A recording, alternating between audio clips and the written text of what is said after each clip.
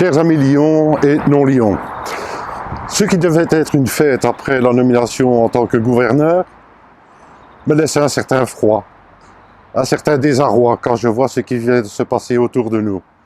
Pour avoir été impacté moi-même de manière très légère, je peux ressentir le désarroi que ressentent nos membres, leurs amis, leurs familles et surtout l'immense tristesse dans laquelle se trouvent certaines personnes qui ont perdu un être cher. Pourquoi je m'adresse à vous aujourd'hui? Nous avons besoin de vous. Nous avons procédé dans l'urgence, en ce sens que nous avons créé une petite cellule de crise. Nous avons déjà eu 2 réunions. Dans l'urgence, nous avons également demandé une intervention auprès de notre siège à Chicago. Et dans les 24 heures, nous avons déjà reçu un premier don de 10 000 $. C'est bien, c'est beaucoup, mais finalement, ce ne sera qu'une goutte d'eau vu la demande ou les demandes qui vont nous arriver.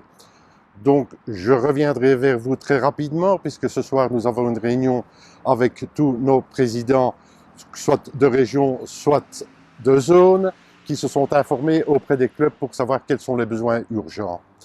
Les besoins urgents, bien sûr, on ne va pas se substituer aux autorités fédérales, communales ou autres, aux bonnes volontés qui se sont déjà mis en place. Je remercie toutes les personnes qui ont créé ces cellules de solidarité. Merci à vous tous, mais on aura encore besoin d'aide.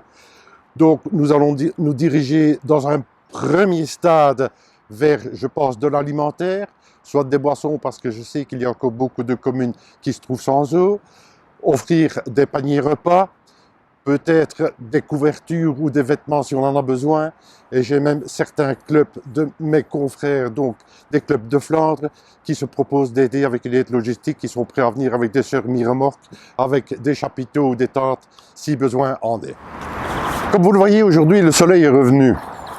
Ce n'est pas pour autant que la situation est oubliée. Les eaux sont en train de descendre, mais ne nous précipitons pas pour aller directement sur place.